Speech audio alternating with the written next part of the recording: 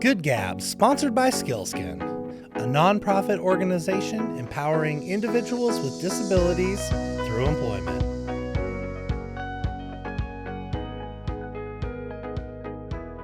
What's up, everybody?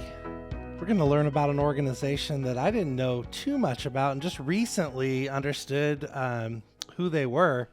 I don't know if you can read it, but it's Spokane Sports. And today we have the pleasure of speaking with Keytra Lewis. Keytra, thanks for joining us. Thanks for having me. Who knew? By the time you're seeing this episode, the snow will be gone, the flowers will be up, and, maybe even some leaves on some trees. But today it's snowing. But Keytra, can you believe it? There's 3 inches at my house today. I'm like, what is happening? It's ridiculous. My wife walked in. She's like, we're going to do some coffee and stuff. And she's like, have you opened the window yet? I'm like, no. Don't do it. Yeah. I'm like, damn, okay. More water, though, for the lakes. Hey, there you go. Yeah, so I just had to do a little reframe. Yeah, shift of perception. So when I'm on the boat, I will just, be so grateful for the water today. Yeah. But speaking of grateful, it's like, shoot, your organization, Spokane Sports, I think our whole community should be grateful with what's going on there. Yeah. What's going on? We just got done with NCAA basketball here. Mm-hmm. What else is happening in your world? So much. So much. NCAA, we had the Pacific Northwest qualifiers. Actually, their last weekend is this weekend, and then we'll be wrapping that up. What's that? I know, right? Which is just so wild to me. Okay, so when I joined the organization, learning about Pacific Northwest qualifiers, it's a giant volleyball tournament. Oh, okay, yeah. I'm talking big, yeah. Raise the roof. That's what's up. Honestly, it's larger than Bloomsday. Yeah, this is a citywide sellout of all the hotels, right? Sold out. Yeah. Like bigger than Bloomsday, bigger than Hoop Fest. And honestly, prior to joining the team, I didn't know about it, which is just wild to me. And it's kind of a common theme as I started to learn after joining Spokane Sports, was just there's a lot of stuff happening that I just wasn't aware of. And now that I'm learning more and more about it, I'm just like, we need to be shouting this from the rooftops, right? Like we need more and more people to know about what is happening right here in Spokane. So Pacific Northwest qualifiers, people are coming from all over having this. It's now extended into 3 weekends of a volleyball tournament. Ages, Damn, 3 weekends of just people descending on the city. Yeah, and it spans from like our Spokane region. So we've got the podium. We're at the convention center. It's happening out at the hub. It's happening at Eastern Washington University.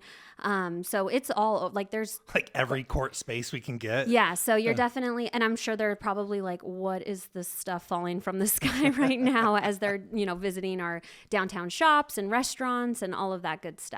But yeah, we've just constantly have been busy since the moment that I started. So I joined the team back in October, end of October, which is such a fun time to join this team because it was right at the beginning of our indoor track and field season. Which is huge, right? We have one of like a state-of-the-art indoor track. Like, can we just take a moment to pause and talk about the podium? It Please. is like wild. Like I'm saying, I'm learning all of this stuff for the first time. So for me, I'm just like, learning about, so the podium powered by STCU, I will refer to it as the podium moving forward. It is the state-of-the-art facility.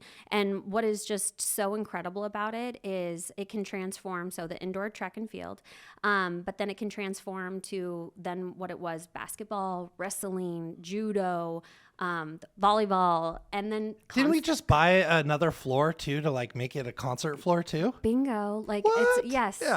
So it's just so much is happening there, which is just pretty incredible. And it was really built out of the need to fill our city during like the shoulder seasons, as hoteliers call it. I talk a lot with my hands, so it's a good thing our listeners can also see the air quotes. Because you're awesome.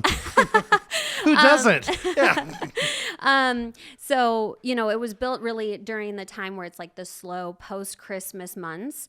Our indoor track and field season goes from the first weekend of December through the first weekend of March. So we're filling the hotels. Incredible. We're bringing people into the Spokane region to eat and shop and hang and do all of that, which... And experience a pretty cool part of the year, you know, depending on, you know, if it's snowing or not. It's pretty sweet out here. Some people it's are into pretty. that. Yeah.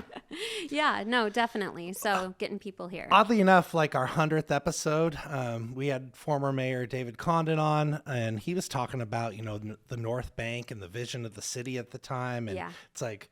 talking about how to get big things done, and sometimes it just takes a long time, but now it's happening. And I can see the excitement from you, and you know it's making an impact here. Right. And yeah, that's just incredible. Well, and I think what is really cool too is like the span of all of it, you know, it's right in our downtown core. So for us, cool, that's great. But for visitors, when you're coming into Spokane and you're trying to stay at a hotel and you need to go to the convention center or the podium or the arena or all three, you know, it's all right within walking distance, which is pretty incredible.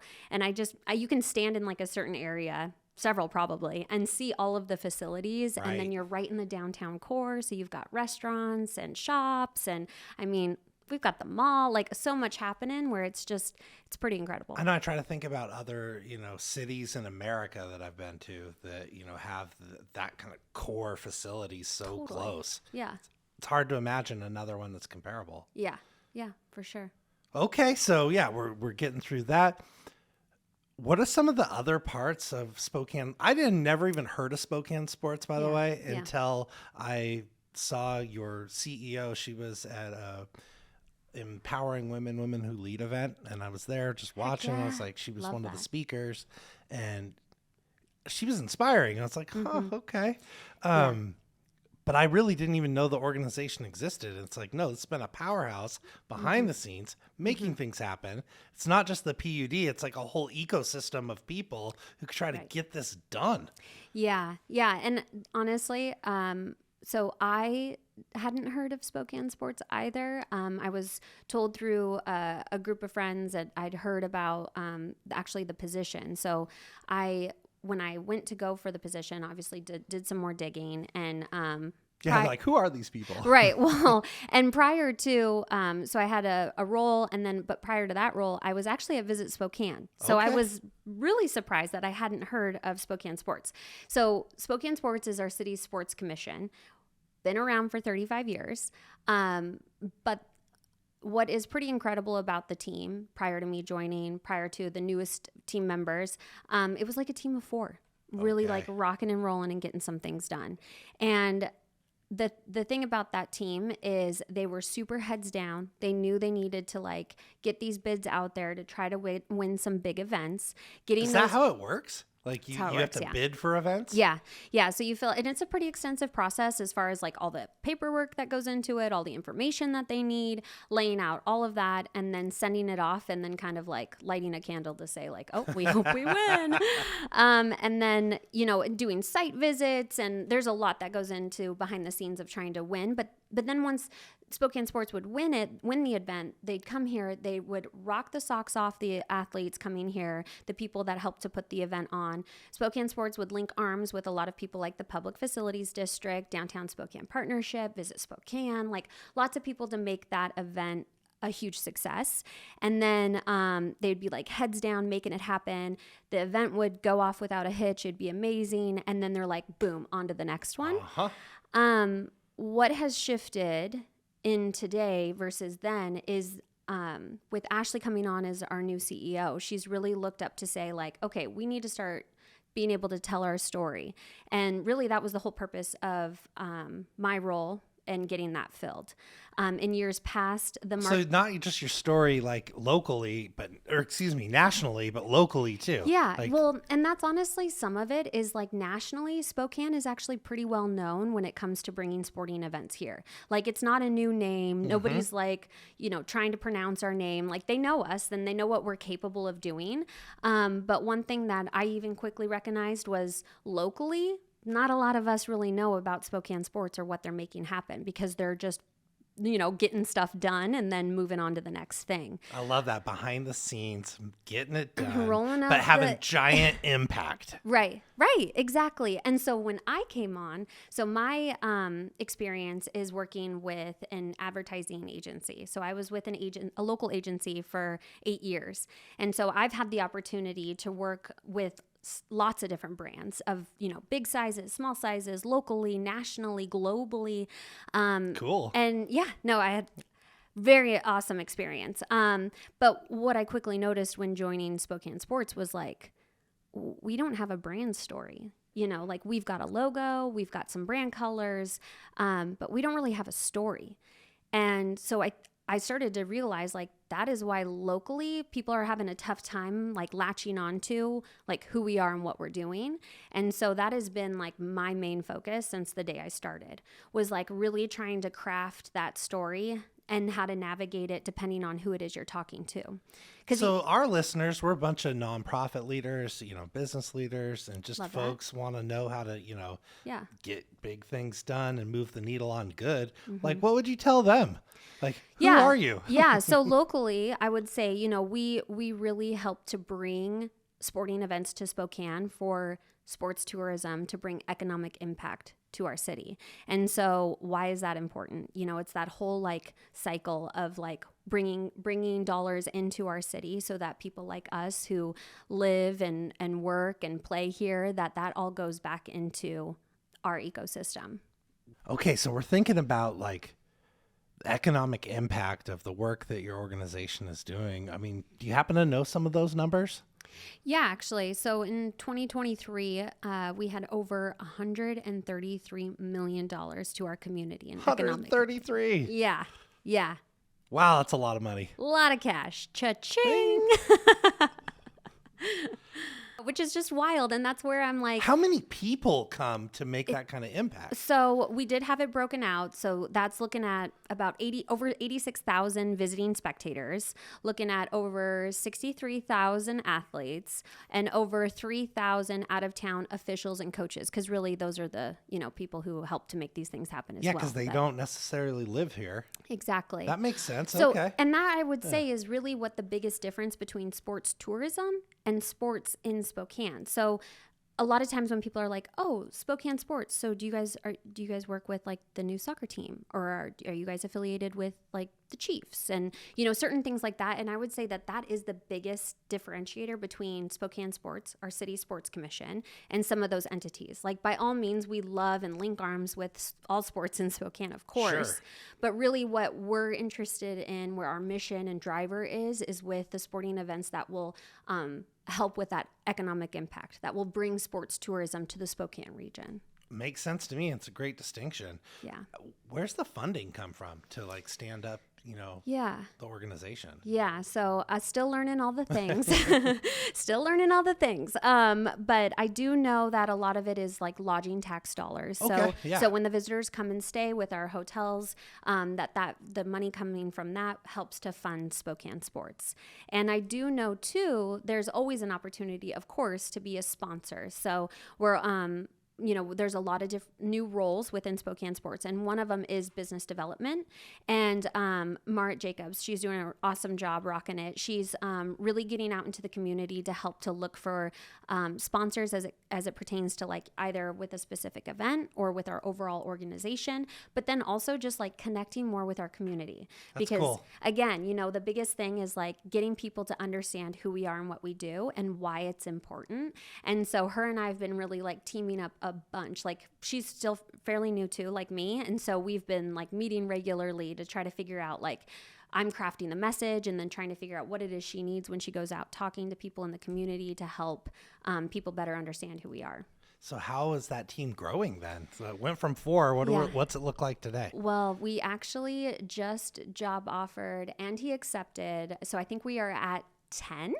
We're at 10. Yeah. But, okay. So as this grows, So does the impact. So does the impact. Well, and what's awesome too is we're getting people put into positions that can be very skilled at something specific rather than being in that like early, the early phases of like a startup where everyone's doing everything and we're all wearing real scrappy. And like, hey, we can still be scrappy, but at the same time, like people are being very like skilled and specific into what they're doing.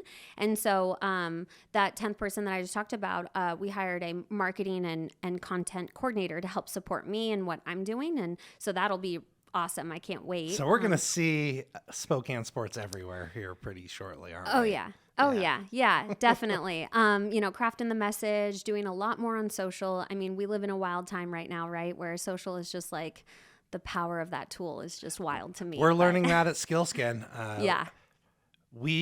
I would say we dabbled in social for many years, and we tried to kind of bootstrap it internally. And, we were moderately successful, and we got, a following. But as soon as we connected with like the pros and said, hey, how can we really leverage this? Yeah. Skyrocketing. Now it's like, now I don't even get excited unless like 10,000 people are like connecting up to like, podcast or the, Skillskin website. And I'm like, I would have been really excited if like 10 would have interacted with us even just 3 years ago. Right. The bar is like going higher. Yeah, it's higher. Incredible. Yeah. I can't believe it. No. And honestly, that's one of the things when I first joined the team, I thought, I'm going to, probably grab a few people. Obviously coming from advertising, marketing world, I thought, I'll grab a couple freelancers here and there to help support me in what I'm trying to do and all the things. And I quickly learned, Spokane Sports really needed a lot. We really needed to lay the foundation and create that groundwork. And so I did lean into the search for hiring an agency. And in doing that, found one that could help support with social. And that has been incredible. Like being able to do like a social deep dive to figure out like who's following us, who do we want to follow us, like why do we want them to follow us, all of that good stuff. And then being able to like not just post to post, but have like some serious curated content and having it like look and feel good. And it's sports, so there's so much passion and heart behind it. So it's been a lot of fun. And seeing those numbers grow and grow has been rad. So what drew you into this world then? Yeah. Well, so like I mentioned, I was previously at an agency and I'd been there 8 years, which is quite a while for agency life. But I loved it. It was so good. I started out You're always grinding, right? Yeah. I started out as an account coordinator and then just worked my way up within the world of advertising. And the last role I had there was helping with business development because I knew the agency inside and out, and I took it to go try to meet with new clients and help sell the agency. And it was a lot of fun, but I recognized that, as far as like taking on any more of a leadership role meant that I'd have to like kick out the big dogs, and they're not trying to go anywhere. Right. So, and I'm still like a huge fan of the agency. They were like honestly family to me. I'm not originally from Spokane, and so I did a lot of growing up at that agency, and they're so great. And spoiler alert, I ended up hiring them as our agency of record. So yeah, still like I said, big fans. Chapter and Verse, shout out to them. Woo-hoo. Yeah, they rock. So yeah. So how'd you get to Spokane then? So I actually graduated from Eastern Washington University. Go Eags. Go Eags. Graduated from there back in 2012. Ooh. It's been a minute. Were you in the comm school? Yeah, communications and PR. Nice. Mm-hmm, was Patty Chantrell still there? Yes. One of my favorite people on so earth. Good. And definitely formative to me. Yeah. Yeah. Damn. Well, so I graduated. I went that same program. Oh, yeah. So I graduated in 2004. Oh, okay. Yeah. It's not that long ago. It's all good. Feels long. Shit. It's been a minute. But yeah, so graduated from there. And then actually I ended up doing an internship with Nordstrom. So I did it it was like sales and something or other, or leadership or something like that. And it was awesome because I got to meet a lot of really great people. The Nordstrom family came here and did a presentation, and it was really cool. And then there's some incredible training that comes out of that organization. Honestly, right? And you get Nordstrom on your resume, people are like, you got customer service. This is good. So after the internship was done, they job offered me for an assistant manager role of the second largest department in the store, which was cosmetics. So I was like okay. And like fresh out of college and I'm like, okay, like I didn't know what else I was going to do. So here we go. Did that. And I was assistant manager, and my manager was actually Jen Hendricks, who is now at Visit Spokane. It's just so funny. Now we're getting to a Spokane story. Here we go. Yes, exactly. So got to like work under her, and she was just so amazing and so great. And then, I realized though, Nordstrom is definitely the type of organization where they like to hire within. And so like really looking at like what that next role would have been outside of Spokane. And at this point, I worked there about 2.5 years-ish. I really started to love Spokane. You got sucked in. I got sucked in. I love it. Where did you move from before? I'm originally from Tri-Cities. Okay, so not nice. too far, but hop, skip, and a jump. Hop, skip, and a jump. Exactly. So, I started to really love it here. I started to think too, like, Nordstrom was such a great experience. Becoming in a leadership role, even at such a young age, was awesome to be able to like learn and grow from people, but then also help lead and doing some of that stuff. And it was great. However, it was still retail. Sure. So there was this thing like called clopening, where it was like you would close and open, and it literally felt like you never left your the entire store. life. Yes. Yeah. Yeah. So then I started to do the search actually through Eastern, like has like support for alum to like look for roles and different kinds of things. And then I saw Visit Spokane, and I was like, well, I am loving Spokane, so let's do this. So I applied for a role there. Oddly enough, that's always been a dream of mine, is to work for Visit Spokane. Really? It's definitely not in my career path now, but Hey. like I just remember like I love this town so much. I'm like, I could make an impact. I could go help. Yeah, let me and sell it. Yeah, exactly. That's always been something on me. Yeah. Oh, I love that. That's great. Hey, fun facts, listeners. I'm gonna say never say never. Like you just saying. Right? You're gonna have Rose here in a few weeks or something. So it's true. Yeah, she'll be like, Steve, come on over. Yeah, exactly. You don't want to be RVP? No, I do. Yeah. But yeah, so then got going at Visit Spokane. They actually, once I sat down with them, I don't even really remember the role that I applied for, but once I sat down with them, they were like, oh, you've got the sales and you've got the marketing. We actually need some support, like with the two teams, helping, like having somebody who could speak both languages and be like a liaison between the two teams. And so I was like, sure, let's do this. So I was sales and marketing coordinator. It's perfect. And now you're bringing that skills, right now to Spokane Sports. And right. So, okay. So I'm real curious because your new CEO, it's like, she's a powerhouse. So you can tell that. I was only in a room watching her speak for an hour and a half, but I'm like, okay, this person, she's got like the X factor, right? There's just something there. So she's pulling these team of experts together. You're really, swinging for the fences. Anything that you can like bring us and our listeners in on that, that you're excited about for the future, that like maybe is on the horizon? Absolutely. Yeah. Well, I will say too, we are now a team of 10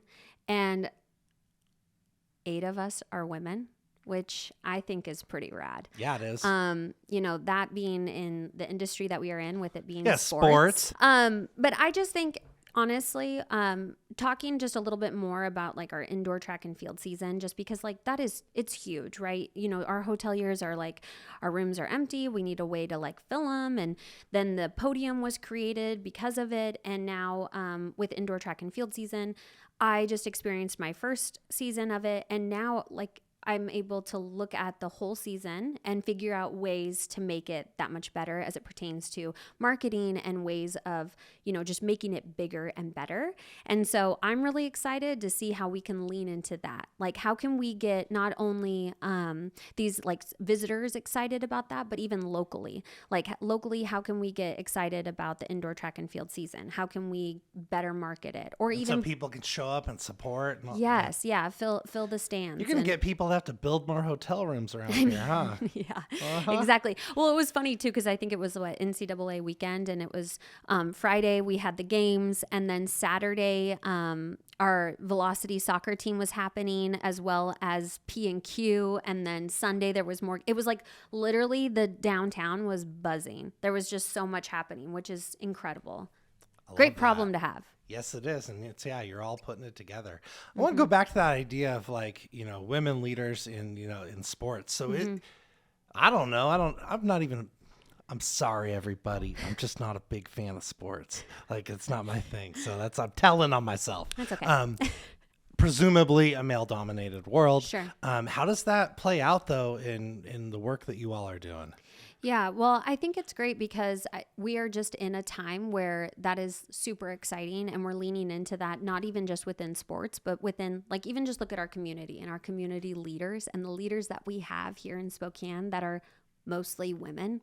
Like, it's pretty cool. And so just on that note, next year we're going to be hosting NCAA women's first and second rounds, which is awesome. And it just so happens to land during the time of Pacific Northwest qualifiers, which is women. And it also happens to be in the month of March, which is Women's National History Month. So I'm really excited to figure out ways we can play with that. And punch that up. That story is good. It's so good. Like, it's happening right here in Spokane. Exactly. Yeah. And we just have so many, like, I was meeting earlier this week with Emily, the CEO of Downtown Spokane Partnership. Stephanie Curran has been a huge leader that I've watched, and I had the opportunity to meet when I was in Spokane, our CEO of the Public Facilities District. So, and then of course, Ashley Blake, our CEO of Spokane Sports. So it's just awesome. Like I'm saying, it's wild times right now to be in, where it's like we get to celebrate stuff like that and be proud of it. Incredible. Yeah. Well, you heard it here, everybody. Spokane, where women lead, where we are often pushing the envelope, making big things happen. Pay attention to Keytra. She's going to be around. She'll be around for a long time. Thanks for joining us today. Any parting thoughts for us? I would just say, when you're interested in something, when you hear about something, like, dig in a little bit more, especially as it pertains to Spokane sports. Like, we're going to have so much more out there to inform our community. And I think, just be interested, be excited. I think sometimes when people hear about some things, they're like, oh, well, that doesn't pertain to me. I'm not into sports, all of that stuff. But this is where we work, live, and play. And a lot of the things that are happening around us are going to impact us one way or another. And so I think just be interested, be excited, and lots of good stuff happening. No doubt. Thanks for joining us. Yeah, thank you.